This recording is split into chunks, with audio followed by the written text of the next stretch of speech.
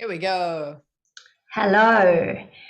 So I am Sue Fullergood from the Energy Incubator, and I am so excited this afternoon to be having a chat and a conversation with somebody who I deeply admire and whose work I've been following for many years already, and that's Ann Wilson.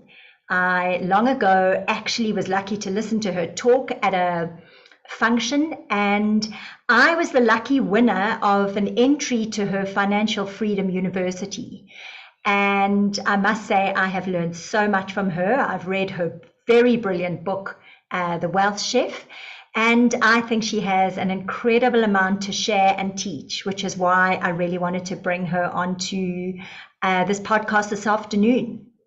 Many people wouldn't say that finances have anything to do with well-being. But we at the Energy Incubator know that well-being is a multi-dimensional subject. And if we flip lack of financial being onto or financial well-being onto its head and put lack of financial well-being out there for us to look at, we will quickly see how that would be very detrimental to our well-being. So thank you very much, Anne, for being here today. It's just great. And I'm really looking forward to downloading some of what's in your head and your realm so that we can all benefit from it. Oh, so great to be here, Sue. And you already just touched on such a vital element where people go, oh, money's not important, or I'm not interested in that stuff, or investing in finance, or it's for other kind of people, or it's not spiritual, or whatever that story is. But as you've just really said, it's one of the most important inputs into being able to live a fully expressed life, and able to have vitality, and able to have that full well-being, which is why I am so passionate about it, which is why I love talking about money, because it's never about money itself. It's about understanding that it's such a vital element and component, ingredient, what word you want to use, in order for us to live a full life. And for women, it is a huge area that we've still got a long way to journey. Absolutely. What in the beginning got you so passionate about financial freedom, Anne? Where did it all begin for you? Hindsight is always great. And as I've threaded through my own journey, I realized that seed was planted pretty young, very much from an aspect of well-being, of just security, of just feeling the opposite. Often our big motivations are what we don't want. And I grew up in a very normal, everyday, let's call it middle-class family, for want of another descriptor. I was number 5 of 6 kids.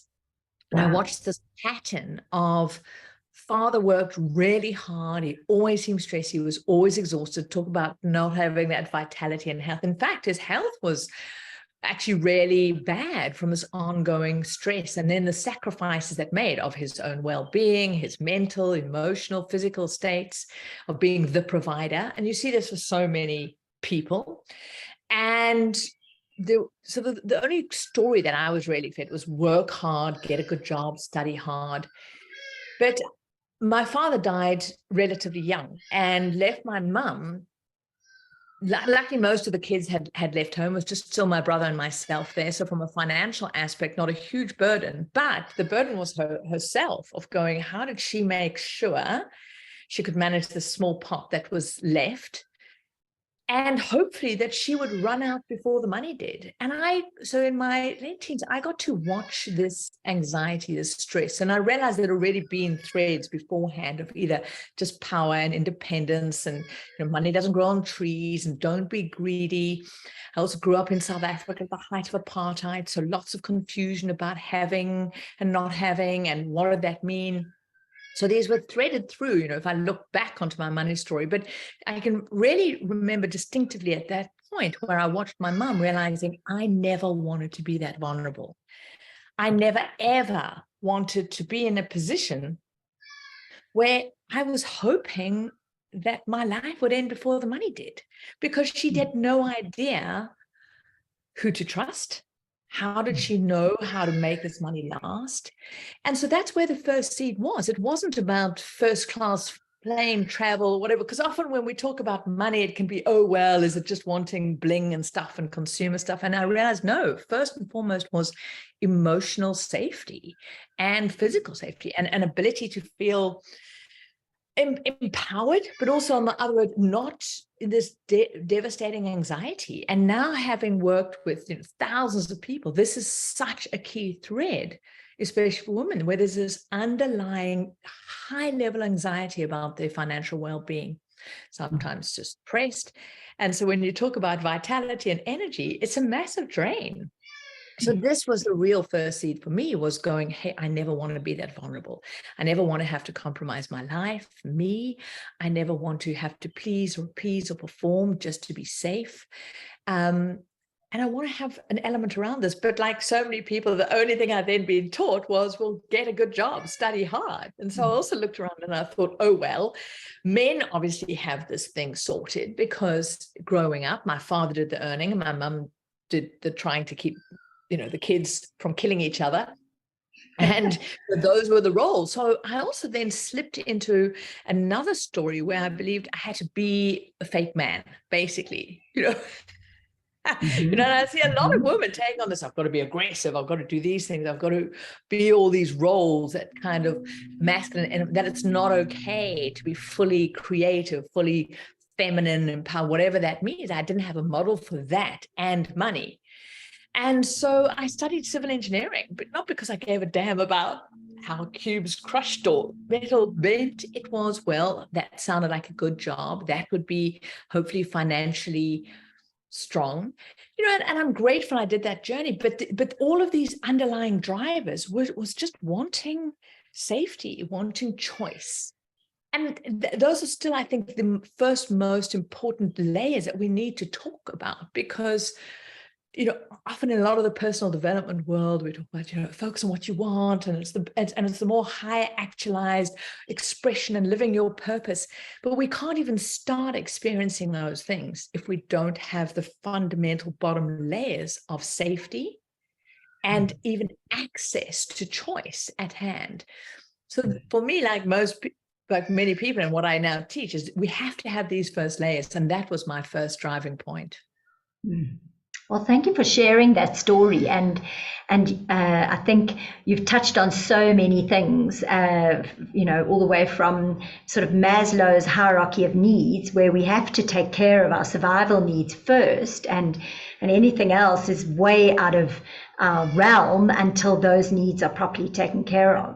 But then also to discussing how this is something that it hasn't really been engaged with many women, and many women find themselves disempowered in this domain. And then lastly, but I love the way you call it, having access to choice. And I do think that that's what money offers us: security and choice and power, empowerment. So if that's the case, why is it so hard for people to prioritize their financial health? I mean, I even know it with myself. I have to really force myself, even after working with you for many years, to say tonight, I'm actually going to look at my finances. Why is it so hard, do you think? I think there's a couple of threads in that. And firstly, our entire education system, our societal exposure, firstly teaches us that money is the thing that we need for financial safety, for financial liberation, for financial security. And there is also a lot of status, not from the money, but from this hard work story. So I come back to, I was told to work hard, get that good job, and then earn. And so this is so deeply woven into our mindset that, okay, go out, work hard, do this element. And this becomes our obsession. We worship the altar of income, of the job, the business, the revenue, the top line. But this is the most devastating lie, because that doesn't create our financial well-being. It doesn't create our freedom. It doesn't give us choice. Investments and assets do. But very few of us are ever exposed to that. And I'm very grateful that I got to the point where after working hard, I got myself deep into debt, got out of debt. Then I thought, okay, the two things was work hard, get income, and then, protect my money from me. If I can just control my desires, then I'll be okay. Don't go into debt, don't spend. But this fundamental gap of actually what really creates wealth still eluded me because I'd never had exposure. And so I think one aspect, and we've seen a huge advancement of women in their earning power, the type of jobs and roles, confidence in creating businesses, really looking at salary and income equity and equality, but we're still a long way to go there. But the focus has been on the earning and the income side, not going, hey, that's not where wealth, that's not where power, that's not where security comes from. That comes from having assets and controlling assets. And the devastating thing, Sue, is despite all of the work that has been done, women control less than 2% of assets in the world. And I'm talking about women across both developing and developed nations. So obviously in the developed world, a lot more, but most of it is by default. Most of it either comes as a result of having a retirement investment, a pension, superannuation, whatever the country is that you're listening to here. It's where created by having some kind of job. And so that it's a default action that, oh, well, it's just put in place by that corporate side. But when it comes to that personal finance, there's this, we've now gone, okay, become part of the earning, claim our space at the table, but really understanding where the real, let's say, real power sits is still eluded. And so one reason that is that become the focus and neglected, and we're not even realizing that the key power places. So then the next thing that comes through, I think why it doesn't then come through, there's this aspect of, okay, earn more, get that, be a contributor to the cash flow in a family. I think the challenge about the investing and actually creating real assets and why we haven't come far from there is there's two other big stories. I think as women, we're also told that when we are praised for being nurturers, the kind, the looker after of everybody else, there's a martyrdom badge we get from working hard, and there's and you talk in the energy incubator, the energy side, there's almost a badge of honor that comes from depletion and exhaustion. Who's the one who's more tired?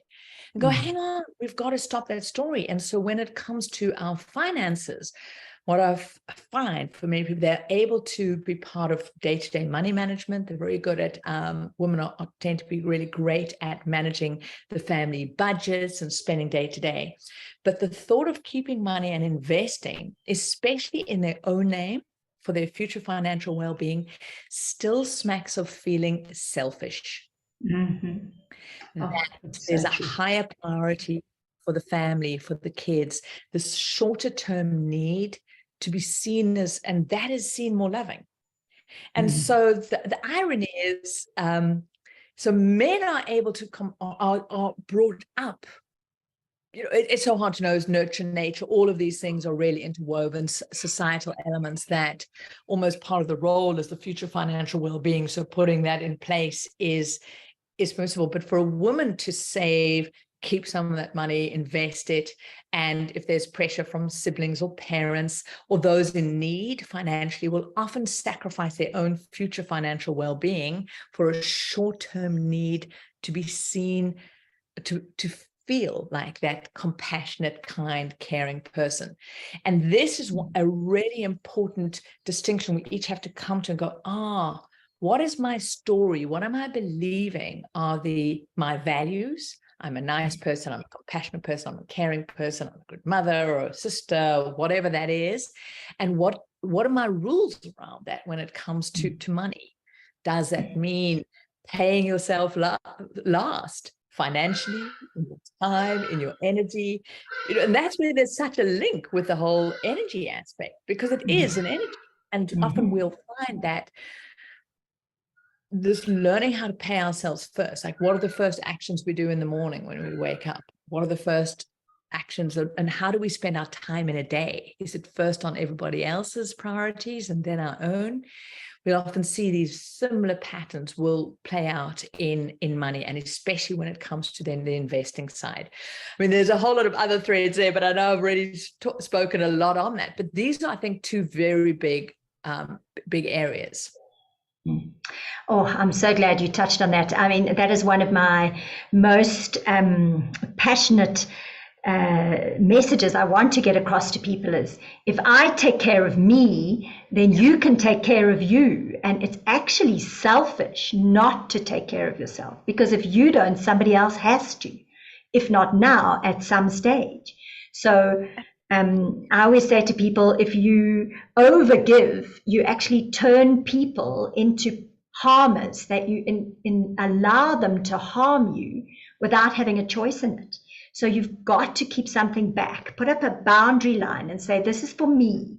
And when I've taken care of me first, then I'll take care of everybody else. And trying to inspire people to see that that is actually not selfish. It's selfish not to, in fact. So I'm so glad that you raised that. And you've put that so beautifully. And I think this is a message that we have to each sit with, because again, there's a story where we are rewarded for that martyrdom, almost the victimhood, like, oh, well, look at the sacrifice that I've made, and where we really get the most radical selflessness is saying, I will never be a burden on another. I can come fully in this relationship with my partner, with my parents, with my kids, with my siblings, with my friends, fully resourced. Yes, there's an interdependence. Of course, we're not saying, I don't need anyone blocked off, but there's not this hideous codependence, but also this, I love what you say, you force somebody else to be a perpetrator of almost violence on you inadvertently when you take this martyrdom story of sacrifice and depletion, because also who we then pitch up in the world is usually not the best version of us when we're depleted emotionally, mentally, financially, when we're scared.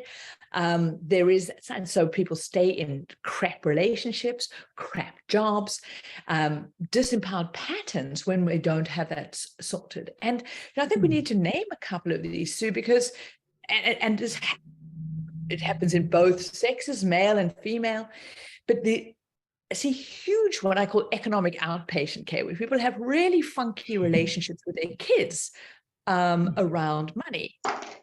And women will tend to hold on to this need to be needed. And often there is threads of finance connected in there, of going, well, when I speak around the world, the question I often ask is, why do you want to create financial freedom? What's it for? And hands go up and people say, I want to make sure that my kids never suffer financially. I want to create this so my kids never have to have any stress or struggle in this area. And I really want to call this out, because there's also almost a sort of like, we can't just say, hey, I want this for myself. I want to feel safe. I want to feel secure. I want to sleep well at night. I want to know that I'm going to be okay in my old age and not be sharing my tin of cat food with the pigeons on the bench.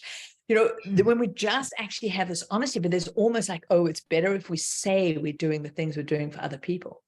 But I think there's also a genuine story around that. And we have to break the story, because there's two deeply woven devastating stories in that. One is that managing our money, investing, looking after it, growing our wealth is a burden, is a terrible thing to do. Like, oh, we shouldn't have to, that if we were successful, if we were able to live lives fully, then we shouldn't have to deal with that. And this is a terrible story perpetrated by the Hollywood, the prince will come along and kiss you on your pretty little head and say, oh, you don't have to worry about that. And that is the ideal we should be going after. Instead of saying, hey, it is a privilege to be able to have money flowing into our life, to be a great custodian to it. It's like having energy, like, fuck, hell yeah, excuse the language there. But I mean, this is, so we've got to challenge that story. If we're saying we don't want our kids to suffer financially, it's saying that any kind of relationship with money is one of suffering and struggle. It weaves through every aspect of our life, which is saying, hey, I want to teach my kids how to have confidence around money, how to know when it comes into their life, how to direct it, manage it, really get clear on what they want from it so they can give it leadership, know how to invest it so they can expand it and grow it. Because when we actually see the real research, when people are handed money without the skills to manage it, grow it, it has devastating consequences. Definitely. And so to say that we want to create financial freedom so we can just give the kids or those we love a whole pile of money is deeply abusive. Now, many people don't mean that, but that is exactly what it is. So there's two things. We've got to change the story that managing money, investing is boring, it's terrible, it's some kind of burden, an awful thing to have to do, to actually something that is a privilege.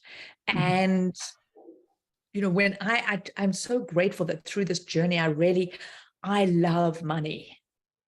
Now, when I say that, a lot of people can get charged and go, oh, and, worships money, loves money.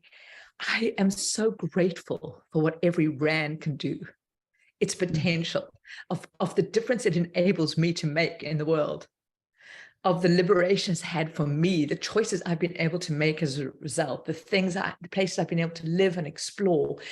I've been able to leave relationships and expand new areas. And I love it because it weaves through every aspect of life. And it's one of the most important areas. And so when I say I love it, I respect it. And there's this deep appreciation. And with that comes a responsibility that it's my job to be a great custodian of it, manage it, appreciate it, spend it well, make sure that I'm getting value for the exchange of it. And so gone off on a bit of a rant there, but I think when we can start changing the story of what it means, it can become an exciting thing. I think so. And I think that we live in the age of indulgence, and we do have to be somewhat careful about thinking that when we indulge those we love, that we are actually supporting their well-being, because I think nowadays that's the worst thing we can do. And I want to share with you that when my children were still quite young when I first engaged with your work, and I'm proud to say I didn't start from ground zero, but I didn't start. I had the idea that if I just paid off my bond, and then when my bond was finished being paid off, then I would start investing. But you persuaded me otherwise. Anyway, I started both my children with investment accounts, and I persuaded them that they would pay themselves first. So 10% of every bit of money that ever came in, they would put into their investments. And my son is now 22, just graduated from engineering school, and he's busy traveling the world on his own money. He has made a fortune investing on the stock market. I mean, a small fortune, okay, he's only 22, but at 22, he can take a whole year off and go and travel and learn and grow himself as a person. And that is simply because he was disciplined enough to delay the gratification of enjoying his money and to take some of it and put it away for a greater purpose, and not just to live in indulgence now. And I'm so grateful that I learned not to just indulge him fully and say, well, here's your birthday money, go and spend it and enjoy it, but rather some of it goes away. And I'm modeling that too, and you do it too. And here we are. So, that's just a testament. It's not just the travel that he's doing now. That gift that you've given him, he's got an experiential knowledge. It's in his muscles that he understands, this is the potential of money. If I just plant some of those seeds, if I create an investing habit, if I manage that, if I get really clear about what I want, if I learn these skills of delayed gratification, managing my money, but it's also about how to have it all, because there is actually a recipe for having it all. But it's having it all at different stages. Not immediately. But you've also got to have some fun and joy now. The challenge is often we think that just comes with spending all the money, and money is the only way. And in fact, creativity is the greatest creator of a wealthy life. Is actually nurturing the seed of creativity. How can I have those things with the input, with the resources I have, the finances, the time available, and challenging all of those stories of not enough. I don't have enough time. I don't have enough energy. I don't have enough money. Because, let's come back to that energy. Truly, I believe now, I keep exploring this whole thing of what is freedom in its fullest sense: financial freedom, emotional freedom, but freedom to truly find out who we each are and live that, stripped away of all the ways that we don't feel safe and fully empowered to be ourselves. And I do believe there are only 3 levers we each have to work with. And one is our energy, our vitality, this body, this ability to be able to pitch up in life with that energy, with that clarity of mind, with a body that isn't full of aches and pains, that there's mobility. This is the vessel we've got to journey this on this party in. So, but it's full package. So what you do is so vital, because without that, the other 2 doesn't matter. The second one is money. It weaves through every aspect of our life. And then the third is our time. None of us can get that back. And it's this precious thing that is just ticking away. But there's these threads, and how do we use these 3 to live that fully expressed, wealthy, amazing life? And creativity, this ability to manage the stories we have about what's possible, not possible, to make it a game, a playful, but also get those boundaries and those parameters in line. And so when we can teach kids and ourselves that, there's a different set of questions to ask. Not, oh, well, I don't have the money or I don't have the time, but it's how could I? What do I really want? What am I prepared to do? What's that aspect with this underlying thread of possibility and potential? Then we've transformed the trajectory of where they headed and ourselves. I love that. And I've just finished writing my first book on the sweet spot, which is really about that middle ground in everything. And I think what you're talking about is not being anorexic with your money and scrimping and saving and operating out of scarcity, and I shouldn't buy anything or have any joy or have any fun. But somewhere in between, sort of some degree of restraint and delayed gratification, and living completely abundantly. And we've got to find that sweet spot when it comes to energy, money, and time, all those resources that underpin our magical journey. I love that expression, the sweet spot. And, on my journey, I described it, got my engineering degree, started working, and I thought, okay, I've got the sus, because now I had the salary coming in, but more, I was being offered credit cards and store loans and overdrafts because now I was successful. And I honestly thought that was the way I needed to be. And there was this underlying thread of success, and what did I need to do in order to be loved, in order to fit in order to belong. And I think this is a huge journey for every human and woman. There's massive pressure socially we see from magazines and social media streams of what are you meant to be, how should you look, what should your body look like, what should you be driving, what car should you be in, what should your kids be, what school should they be at, there's this pressure, what should their parties look like. And so I went into this financial bulimia of binging on money that I didn't even need, but almost this bloated, trying to fit in, trying to be good enough. And I got myself into this deep place of debt, of this depletion. And there is this massive overconsumption addiction that we have, but also the story of pushing more consumption, but more energy, this more monster, which I subscribe, but also that we need more, we have to be more. And I think in terms of even exercise, there's this extreme that we're told to go to. But one thing I know now, and from my own journey with thousands of others, and a lot of the behavioral and neuroscience of this, is generally when we're seeing that pattern happening, often the motivation for that spend or that motivation of that action is externally driven in trying to fill a need internally. So it's, well, if I spend that, if I do that, then I'll feel okay. So often it comes from a not okayness internally, and consciously or not. And so also starting to really understand our internal journey of who do I believe I am, and this deep element of self-worth. And there's such a relationship between our net worth and our self-worth, not because your net worth gives you self-worth. Actually, the more your self-worth can be driven, and the more we can disconnect our money decisions from our identity, the more we're able to make really empowered choices with how we consume and spend. That serves us now in the future, because what time where we spend our time, our energy, and our money is devastatingly wasted. I couldn't agree with you more.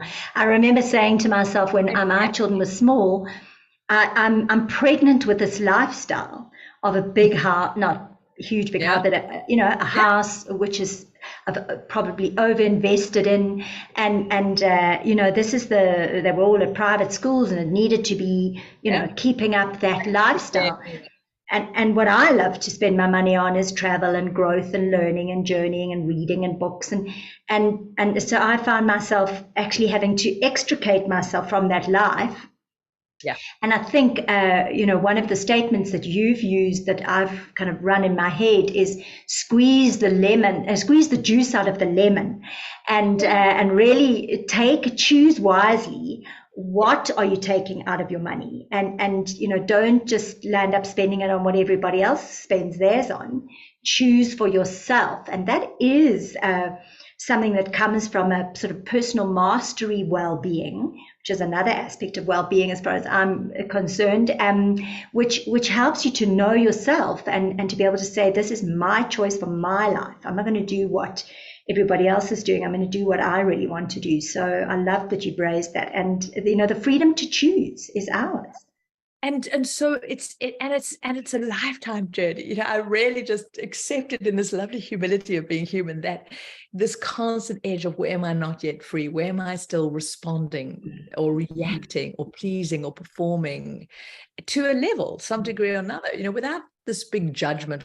But I think this is the most delicious and beautiful and extraordinary journey we can each have, which is the deepest journey of wealth, as I say, to personal mastery, to personal, like, who the bleep am I? What do I really love and like? And then let our behaviors around our money, time, and our energy reflect that. Because you spoke about squeezing the juice and spending. Because again, we then often think, being good with money is about that deprivation, as you say, swinging to the anorexia side, which is exactly what I then did. Once I said, hang on, I got to climb out of this debt hole. There's no freedom in that. I had to come back. I thought, okay, now I had to control me. It was all about determination, willpower, locking down, no fun, couldn't do anything. It was like the ultimate extreme diet. Financially, you can only have 8 calories a day, equivalent kind of thing. And what happens is we dry up. Our soul needs flow. We need flow of energy, and money is part of that. And we need to be spending our money on things that truly light us up, but in this way that is sustainable. And so that's when my first marriage blew up in a big messy money drama. I became a not nice person, and it became small and mean. But that anxiety, which I'd been trying to avoid, was there, because I had no idea how much was enough. I had no idea when I could actually now get back to living a life that I vaguely liked. And so the sweet spot, as you describe it, it was, I knew there had to be an and of how to feel financially safe and secure, knowing that some of money was staying, that I was in control, but no, not this control that became complete suppression. And so we've spoken about the importance of investing, keeping some of money, converting into assets, but I realized I also had to learn a skill of being a wealthy spender. And as you said, I love that. this means turning attention to the outflow. So again, so often we're so exhausted and so busy trying to focus on the inflow, the business, the money, the revenue, what's coming in, maybe sort of getting by, but that to really step back and go, let's look at where is my time, energy, and my money really going, and what's triggering it? How much of this is driven from an internal expression of my worthiness, or where am I reacting to other people's agendas? Where am I too just damn exhausted to say no, so I do it just to shut people up? Where's it coming out of guilt or a sense of shame? Where's it conscious because I'm, I go and either do that binge eating out of emotional eating, emotional spending, huge alignment with it. And so when we can go, let's get curious and come and go, what's really going on here? Great. Well, if I get rid of all of that depletion spend, guilt spend, reaction spend, keeping up with everybody else spend. And I really go, this is what lights me up. How much of my money is spent there? This is where we start transforming our world completely. And we can have that future financial well-being, because part of that wealthy spender is saying, hey, I'm putting money into my assets and I'm looking after my financial well-being. But also this joy of knowing seed of money and a whole bunch of creativity is, how do I live that wealthy, rich, juicy, fun life aligned to me now? But it means we have to pay attention to where the money's flowing. Yeah, yeah.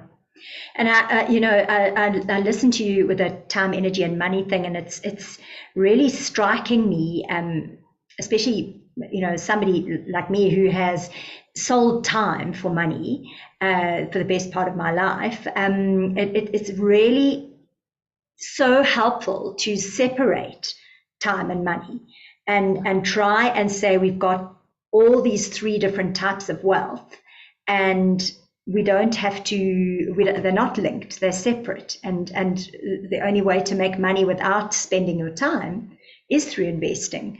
So I think investing your time in building your investment wealth and your asset base is just incredibly beneficial in so many ways. So can you talk a little bit more about that?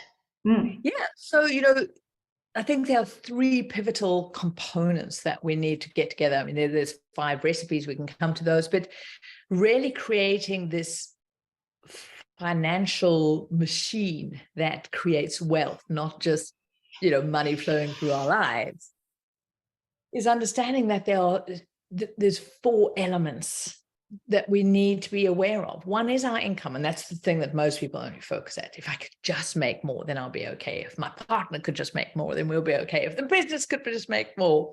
And it's never the case. But we need inflow. We need income coming in. So we've also got to look at the quality of that. How do we leverage ourselves? So how do we, as our greatest assets we have, and most of us start off, we're the first asset we have. We're the first thing that can start bringing money flowing to us. But how do we increase that value? So how do we make the time for money exchange more valuable and represent our life force? So we always got to look at that. But then how do we then create systems and processes? We can call them low input businesses, where we can leverage that. And I start calling these your cash flow machines. So how do you start creating things that can bring more money in, that isn't just a time for money exchange of our individuals? So, in service businesses, how do you use leverage? How can you do one to many instead of one to one? Or are there assets you can create in businesses that the value exchange can be delivered? A podcast, we record this and it keeps going. A system keeps sharing it out there. The book goes out, you do it once, you earn royalties. So we start looking at leveraged activities around income. And then the ultimate income that we want is the investment income. So this is where we've got assets, which is something other than ourselves, where can grow in value and generate income without us having to be involved at all. We oversee them, we look at them, but we're not involved in that value exchange, because often in those cash flow machines, we still have to drive that. They're more leveraged, so they increase the flow. But true asset generated income, we're not involved in that. So, the key asset classes which everybody should have working for them is stocks and shares, also called equities. So it's just owning slices of other businesses. And so besides the action of investing, buying those shares, putting them into your investment portfolio, we're not involved in running that business. We're not involved in the value generation at all, but we benefit from the increased growth in that company, called its value increasing, which is capital gain, and the income, the profit that it distributes. And this is the yield element. So every asset either grows in value, or it generates income, or both. And that is a definition of an asset, but it's also money that can then flow into our life that we can use, which is why the devastating story that so many people believe that their house or their car is an asset is so devastating, because it's not an asset, the home that you live in, because as long as you're living in it, you can't sell it to release its capital, and you can't get income from it. So it's a lifestyle choice, and in fact, it's a liability. But now we start seeing, so stocks and shares, really important. And it's an asset class we can come back to that so many people are afraid of, but it's the easiest and actually the most straightforward, as you now know, as you've taught your kids. I mean, how cool is that? Real estate, investment property is the next big asset class. Then you get fixed income. So this is where there's capital preservation and you get what's called a yield or interest earned from that. So these are things like loan instruments, bonds, fixed deposits in bank accounts. Your fourth, then there's a variety of small asset classes, which are almost the flavors, the sprinkling you can have on top. Cash, everybody should have some cash in their investment portfolio. But then you get things like crypto, commodities, collectibles, what I call the 3 C's. To smaller extent, you can have them or not. It depends on what you want to achieve. Then low input businesses, these cash flow machines, and of course ourselves. But those 3 key ones, actually 4: equities, real estate, fixed income, and cash are the primary assets that people have working in their asset machine that can bring them this asset generated income. So now we've already covered 2 of the 4 key components. We need income coming in, but the quality of the income matters. We need assets and we're free when we've got enough assets that can earn us enough asset generated income that can pay for our lifestyle, so we can choose whether to still operating any cash flow machines we have or earn money directly ourselves. And this is the choice and the freedom. But then, so now we've got the quality of our income and having cash flow machines. There's growing assets, which is the thing that gives you freedom. And then the third element is being a wealthy spender, learning, giving that attention and stripping away what doesn't serve and spending joyfully on the stuff that absolutely does, and having systems and processes in all 3 of these things to automate them, to make them easier so that they don't feel like a burden, but also to protect our money from us. I think when we truly just acknowledge that we are not logical creatures, and I'm not just talking about women, I'm talking about humans. We are big bags of flesh, triggered by emotions and generally reactive. And something like that doesn't sound right. But there's a great humility when we can go, actually, you know what? So many of our decisions are unconscious. They're patterns that we've taken from our parents. There's nurture, there's nature, there's personality drivers. And so when we can automate things that are good for us as much as possible, that's how we create sustainable generality. And then there is a 4th component we need to be aware of, which is liabilities. Those are the things we owe. And sadly, most people have consumer debt working against them. And that's the only place they're experiencing compounding, rather than compounding working to grow their wealth. And nobody can create wealth and live a wealthy life and be free with consumer debt. It's just a no-go. It really has to be a hard no. It's not a maybe, it's not a dabble here and there.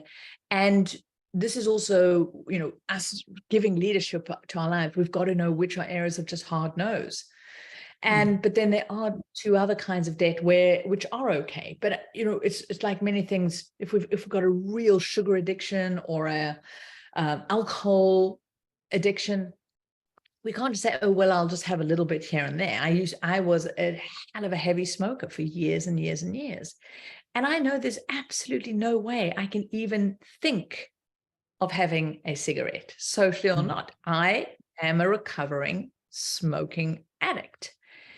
And so for many people, until we've really got a grip on consumer debt and patterns of using overdrafts or credit cards to bail ourselves out or rescue us, because a lot of people say, oh no, and I don't have a debt problem, but I do go into my overdraft every month. But no problem. No. We go, hey, we've got to get honest about this shit. But there is ways we can use debt to accelerate our financial freedom, which is leverage, leverage debt, where we use debt to control assets and when we know the numbers. So those 4 elements, so income and outflow, the inflows and outflows, understanding the quality of them, where they're going is really key. Your cash flow machines and leverage, and being a wealthy spender, but really then focusing on your investment strategy and building up those assets are the 3 things that we can automate. And then just staying clear or getting out of consumer debt and staying clear of it. Yeah, I think it's so much of it's around stopping and reflecting and thinking about what you're doing and not just rolling on that hamster wheel, but actually taking a moment to say what is working, what isn't working, what I want to do differently. And I always say self-care is absolutely essential. And the biggest part of self-care is that no, hard no, either to yourself or to someone else. And I think that's something about what you're talking about, because if you can't say no to someone wanting to sell you something, then or to yourself wanting to buy something, then you're going to get yourself into debt. And to really understand the devastation, not only to your financial well-being, but to your physical and mental well-being at the same time, is critical. Absolutely. And Yeah. coming back to, the relationship with kids or partners or parents, we live in a country where we have this intergenerational, tax, family tax, the sandwich generations, with people who are often looking after their parents, but also maybe being the primary earners in an extended family, and they've just got aunts and uncles and siblings and cousins asking to borrow money, and there's huge guilt stories around it.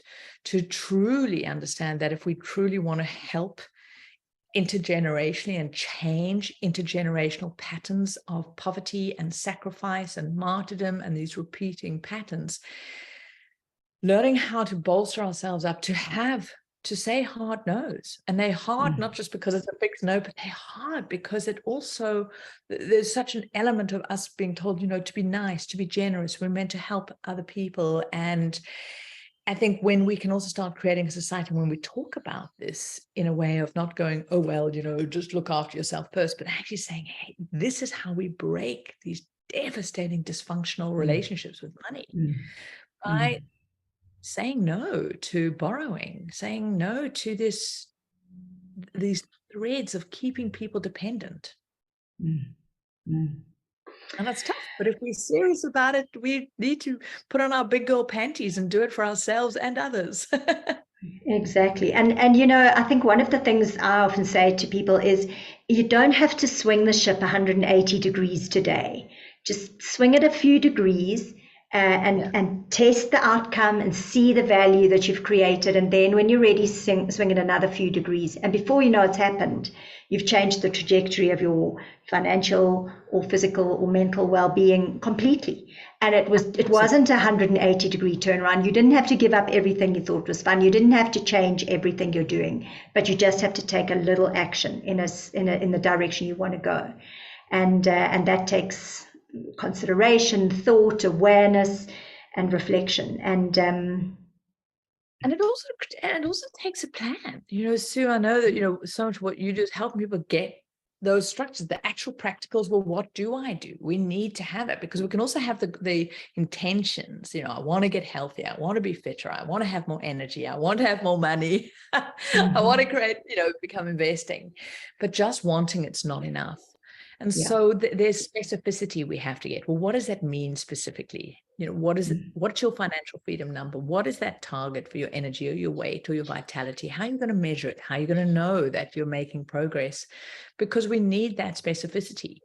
And I certainly know in the financial area, a lot of people say, well, I want more money, or I don't want to feel anxious. Well, how will you know when you're not?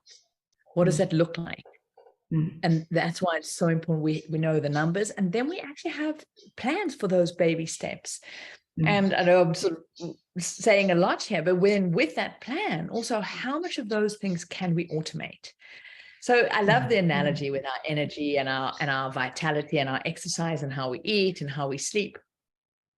The more we can use processes and systems and automation to make the things that are good for us automated, the more likely we're going to succeed. Successful people have a lot more absolutes. And it just is like, I go to bed at this time of the night. I get up at that time. It's not, oh, well, if I feel like it, then I'll do that. If there's any energy at the end of the day, then maybe I'll go and have that workout. There is a lot more, this is the way it is. And it can sound rigid, but I certainly know for me, it was vital that I put money rules in place. So when it comes to our decision-making process, we don't have to use up a whole lot of regulation units, because when we're tired and depleted at the end of the day, end of the week, now you got to go, oh, what should I invest in? How much money should I put aside? This, we just go, oh, can't be bothered. Let me go and have that ice cream. But when that decision is just made, and it's like, oh, well, this is what I do, it helps so much for us to actually follow through. And then if we can actually set that up so that direct debit goes straight off and that investment happens automatically, we're far more likely to succeed than doing that. And so that's why taking the time to put systems in place to support us is so important. I love that. And that's yeah, and it takes so much of the energy away that's required to do it. So all the excuses and resistance that we can easily use to stop ourselves is gone for us. Yeah, thank you for that. I must say, debit orders really work. They rock. You don't even notice they've gone, and and now you just got your bank balance. A debit order for my exercising in the same way that I can my investing. Exactly. Well, I'll tell you how you do it. You just put it in your diary, a me with me, and then that meeting time's gone. So you have to use it. Yeah. Absolutely. And just like, I certainly know that if I just make, and it's that micro decision every single day, waking up going, okay, I can choose to stay in bed now, or I can choose to get up, and just know that it's our destiny and our future is created by those micro decisions we make constantly. So again, the more we can just automate, and then we start creating that habit because it feels good and we get that opinion. And as you said, we've got to know ourselves. I know that if I will sometimes be able to exercise later in the day, but generally it's far easier for me to betray myself later on in the day than earlier in the day. So it comes back to paying ourselves first. I just know that I'm far more likely to have success around my creative work, around my energy, around my exercise, how I eat, by the choices and the decisions I make at the start of my day. Yeah, it is like that. It's putting that structure in place to support your success. Yeah. And then also, as you share so beautifully, having the other structures, like who are your mentors, who are your trainers, who are your teachers, who's your community you hang out with. And when it comes to our financial well-being, for a lot of women have to get really clear about the relationships they're in. Are they serving? How do we have those conversations as well? What are the conversations? Who are we having money conversations with? Is it a whole lot of people who are deep in debt and just bitch and moan about never having the time, energy, or the money for anything they want? But if that's the conversations you're constantly having, you need to sort of consider another option. And so we also have to look at that in a whole environmental impact on us, because around my eating, if I'm just going to sit wallowing in the chocolate aisle, it's not going to, it's not really going to serve. No, exactly. Yeah, you're so right about that. It's just hanging around with people who are going to inspire you rather than pull you downwards. Yeah. And we could, sorry, I was going to please say that, because I was going to ask you for a last little bit for us, a little juicy nugget to take away. Because it really comes back to saying, I've got this one precious, exquisite life. Whatever your belief system is, hey, if there's a bonus, something after this, great bonus, but let's not rely on that. If we've got this one precious, amazing life, if we've got this thing to taste, this ability to experience and savor, then we choosing to do what can feel tough in order to truly be fully with it around our time, energy, and our money. And we can really understand that this is in service of us and life, and being able to be that. And then that ripple of who we are then in the world, the joy that we get from it ripples out. And so many people say, I'm trying to find my purpose, my meaning, what's my big why? And I must actually find the root of this, but there's a beautiful saying, is our joy meets the world's greatest need. So I think we've all got to stop trying to, how do I be the best partner, mother, daughter, person? What's my contribution to the world purpose? And say, hey, perhaps my job is to live my life as exquisitely fully as I can. To Mm. go, what do I need to do? What are my practices so that I can be in life and I can experience joy? So I've got to know what joy is for me. And I've got to be vigilant to when I fall unconscious into that, the way we consume or just betray ourselves in these areas. That, I think, is the greatest gift we give to ourselves and the world.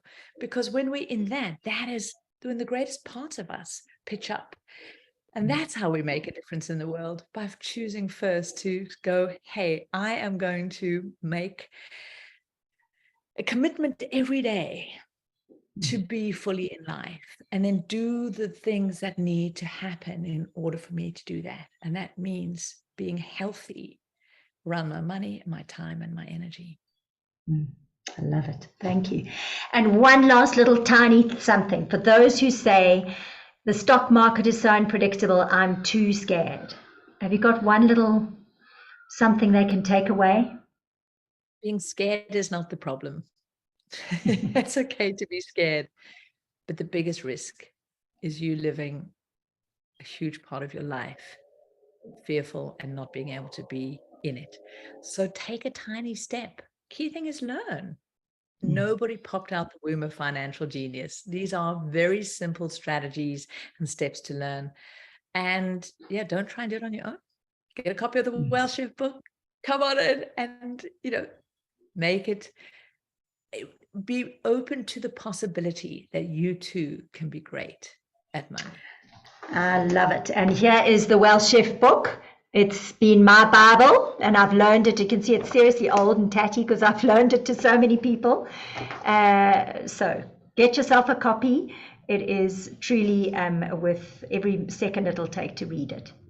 Thank you, Anne. Thank you so much. It was wonderful to have this conversation. Thank you for all the work you do, and thank you for sharing so richly with us this afternoon. Absolute pleasure. And we will be in touch. If you want Anne's details, I will attach them to this podcast. But do you want to just give us one quick little way to get hold of you if we need you? So you can check out at The Wealth Chef. So that's as in cooking with money. And that's on the websites, on the social media tags, on Instagram and Facebook. And just be great to, let me know you've come in through Sue's amazing podcast. Thank you, Anne. Have a wonderful rest of the day and enjoy this juicy life of yours. Bye for now. Thank you. Bye.